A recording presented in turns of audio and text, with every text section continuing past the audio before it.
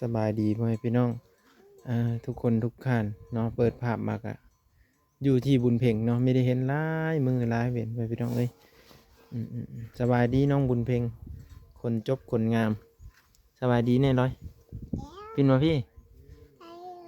เอสั่นเลยนกงามๆเลยไม่ได้เห็นแต่เฮง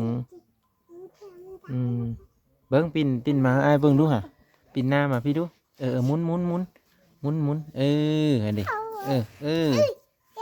เด็ดินี่แหละตัวจับ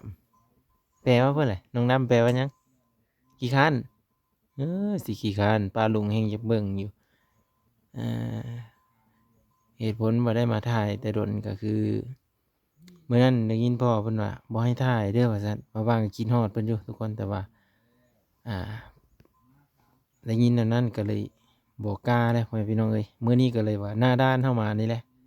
เนาะ พอดีน้องดำกำลังมัดผมเพื่อนน้องดำเนาะซอยเพื่อนเป็นเลือดดีคักแล้ใครน่ะได้ยินเสียงแววแม่เพื่อติดดังฮะนี่ ใครเอาตุ่มคือกันบ่เจ้าอะหรือว่ามีแต่แม่เจ้าใครเอาตุ่มอยู่เบิ้งเล็บมือเล็บยังเล็กคือมาดำแท้นี่เนาะไม่ดำเบิ้งไอ้เบิ้งอ่ะยืมมาดูยืมมาดูเป็นใครอาบอยู่น้ำมาอาบน้ำเด้ออาบน้ำมันจังดีไว้หอยคือมีเยอะคือเก่าบ้านี่ว่ากันจะคือเป็นแนวอื่นไปผู้นอกร้านน้อยบุญเพ่งดีใครแล้วตอนนี้อันนี้คือมาอัปเดตบรรยากาศเลยบ่แม่นยังนอนอยู่ป่ะจ๊ะฮะผมเฮาตาบ่เดี๋ยวไอ้ดำมัดเธอก็งามนั่นนี่เดี๋ยวไอ้ดำจุกให้มาลินไอ้ดำได้ไปซักยาอยู่ตอนใครนะซักใช้ฮะเดินไม่จ้อยแต่ว่าดีคักแล้วว่าเดี๋ยวนี้โดยเนาะหงเห็นได้สิได้ไปอยู่หงเห็นสิได้ไปอยู่ไม่มีเฮาบ่นี่น้องดำอย่าพันละมีเฮาแม่อาบน้ำมาอยู่นะแล้วก็ฮัดอีกทางหลังก็ฮัดอีกเดี๋ยวบ่ตอนเจ้าเป็นไข้นะมันอ้อตุ่มแถวคอนี่เป็นเมื่อเลยบ่เบิ่งดูทุกคนเจ็บบ่ตอนนั้นจนมีได้ยินเขาเสียงบุญเพ่งพี่น้องเอ้ยเดี๋ยวนี้น้องก็สดชื่นขึ้นมาแล้วก็ดีใจเลยได้เห็นหน้าเห็นตาเพิ่นทุกคนเลยเป็นเลยฉันอาบน้ำให้งามได้น้องดำเนาะคนงามอาบน้ำให้งามปุ๊เบิ่งในดำปุ๊อาบเลยอาบกระหุกแน่เลยเห็นบอกไอ้บอกนะไอ้บอกให้เอามือจุ่มแล้วก็เอาบุหรี่ถูมันก็งามเลยมึงในเล็บไอ้นี่ดำคือกันนี่ นี่เป็นงามได้ดำคือกันอันนี้ก็งามเลยไอ้ดำมัดเลยนะไอ้ดำก็แห้งแพงเจ้าสำนองเช้านั่นเนี่ยเห็ดปล่อยๆเลยบ้านี่อาบน้ำนี่ก็ขาวจ้วะเห็นไหมแล้วกระติวกับบะหมี่โอ้จะว่าไอ้ดำมีมาจากเดี๋ยวไอ้ดำเอามาจุกให้เกือบบ่นี่ฮะเกือบจะบ่ให้ถือซะเด้อเอ้าเป็นยังบุญมีได้สะดีแล้วน้องจะได้ยังอยู่ทีโตน้องเขายังไม่ดีก็คือน้องบุญเพ่งนี่แหละตอนนั้นเพิ่นเป็นไข้พี่น้องเลยเนาะ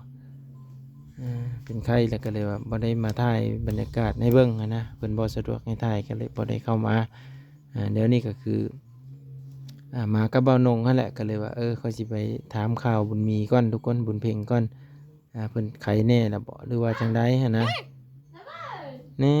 ไอ้ได้อยู่นี่อย่างนี่เอาบ่นี่มานี่นี่ไอ้เสียวให้นี่เอาอย่างกับอย่างมัดขาตั้งถือซับไปเลยนี่เอาเนี่ยเอา นี่เสียวให้เช่นนี่ ได้บ่ละยางแบบนี้บ่เอานี่ยางแบบนี้เหรอวะเสียวยางมาเลยแหละ กินผม เอายางตีนรถบ่ยางอันนี้กินผมนะโอ้บ่เอานะยางไว้ได้สิยางไว้นี่เอาบ่นี่ไปฮะนี่ได้แล้ว แกะมา อ่ากับน้องดำไปพี่น้องน้องดำเกี่ยวแล้วเขานะแสงนะ หากำลังออก มีแล้วว่าผู้เกี่ยวซอยนะเอาอยู่ว่าละคนเกี่ยวซอยนะ บนแผล ฮะ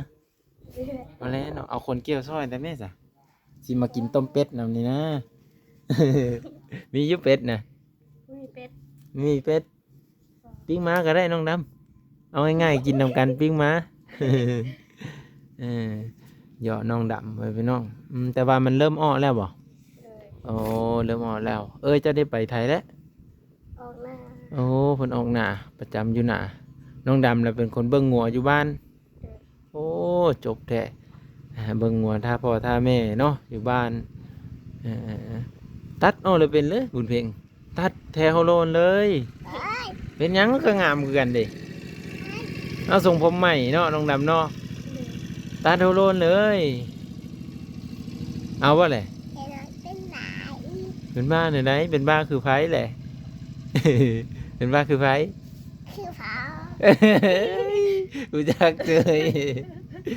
พ่อน่ะเป็นบ้าพ่อ เอา โอ้รู้จักเลยเนาะจะไม่ยานบ่เลย จะไหนที่นี่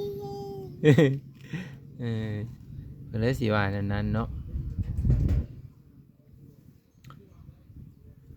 บุญเพ่งบุญมี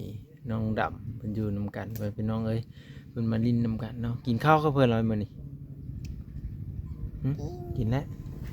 กินกับหยัง กินเทียด กินเครียดอ๋อ พาคอยไปเนื่อง พอจะไปเหยื่องได้ร้ายอยู่บ่ เลย อ๋อได้ร้ายอยู่ ดีคักแล้วบ่แหละพังเสียงคือว่ายังเยอะขอเยอะแหบๆบ่ดีคักแล้ว อืมกินยาเด้อเจ้ากินอยู่บ่ยาหรือว่าไปซักแล้วบ่ ชัก ซักอีกบ่เจ็บจ้ะบ่ โอ้ยเจ็บกันงั้นชักเลยจะไหนไปชักคอยอีก เจ้านั้นไปซักเหมือนบ่ แล้ว มุ่นมาแล้วกลเนาะ กลขี้หนุ่มมาแล้ว ไปคู่มือไปซักนะ แล้วไปตอนนั้น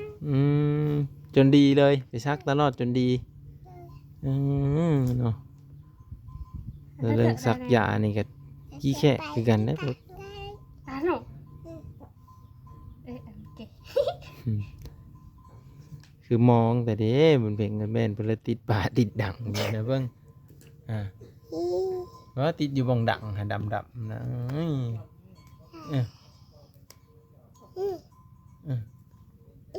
ดำเนาะอยู่ขอนี่อาบน้ำนะกว่าหุบกันเอาแล้วเบิ่งแงนขึ้นดูขอน่ะแงนขึ้นดูเบิ่งไอ้เบิ่งอ่ะมันเป็นตุ่มเนาะเป็นตุ่มดำๆมาได้ ก่อนว่าเสร็จก่อนหรอ เบิ่งดูเบิ่งงามบ่บัดนี้ อะไรหนู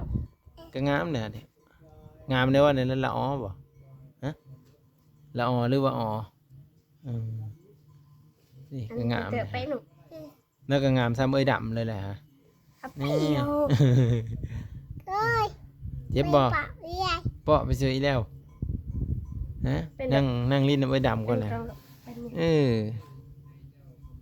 เพิ่งเนี่ยเอ้ยดำก็จัดส่งให้อย่างดี จัดส่งแล้วก็ตัดโฮโลนเลยเนาะน้องดำเนาะมัดจุกไว้ให้ตัดโฮโลนเลย ตัดดีบ่แหละ เสร็จแล้ว เอ้าจบงานเลยเนี่ยฮะเหยืองแว่นเบิ่งแหละนี่แว่นนี่เหยืองแว่นจบงานเลยไปมานี่แหละทุกคนเด้โอ้ไก่งามมาเลย